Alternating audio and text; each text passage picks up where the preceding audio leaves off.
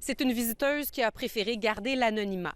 Le 26 décembre, avec sa famille, elle est partie de Montréal pour aller patiner dans ce qu'elle avait vu comme étant parmi les plus beaux sentiers de patinage au Canada.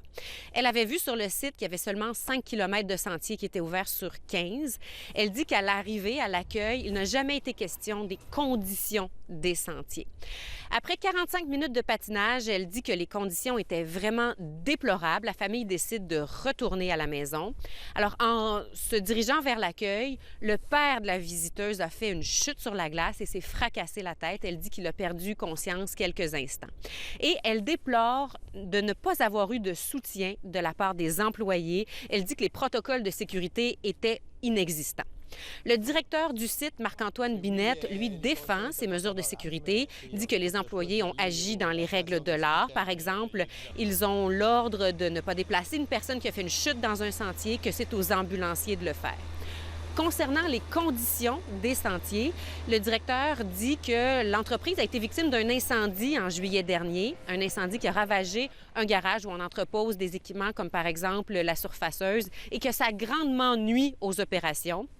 Il a quand même décidé d'ouvrir, mais à son avis, les sentiers étaient dans un état potable, étant donné les conditions.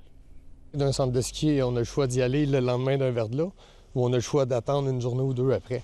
Il annonce souvent à TV qu'il va y avoir 2 pistes sur 14 ouvertes. Est-ce que tu veux y aller? Tu y vas si tu veux. On est ouvert, mais c'est pas à cause qu'on est ouvert début de saison qu'on a une perfection sur les glaces. Notons que la famille a visité le site le 26 décembre et que l'épisode de verglas a eu lieu le 28 décembre.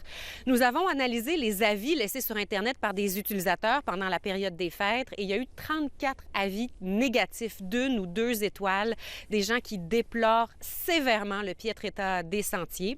C'est le cas de Nicolas Brouard. Lui, il était déjà allé au domaine 2 ou 3 fois et il avait beaucoup aimé son expérience. Il a décidé d'y retourner, lui aussi le 26 décembre, avec sa famille. Il dit qu'il n'y retournera plus. Il y a des trous dans la glace, donc quand on glisse, souvent on trébuche, ça glisse très mal. C'est pas du tout une surface lisse. Le directeur du site, Marc-Antoine Binette, assure qu'il va contacter toutes les personnes qui ont visité le site pendant le temps des fêtes pour leur offrir un laissez-passer. Ici Sophie Bernier, Radio-Canada, Trois-Rivières.